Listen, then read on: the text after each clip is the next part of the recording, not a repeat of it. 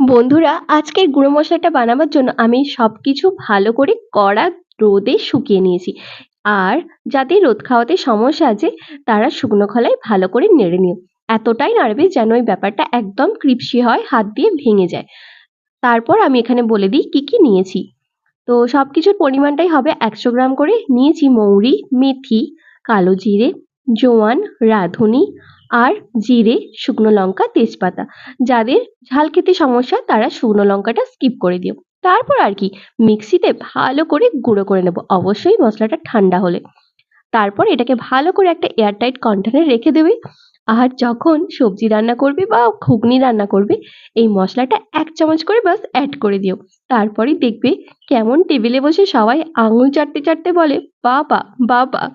তো কেমন লাগলো রেসিপিটা আমাকে অবশ্যই কমেন্ট করে জানিও, আর কে কে তোমাকে প্রশংসা করলো সেটাও জানিও।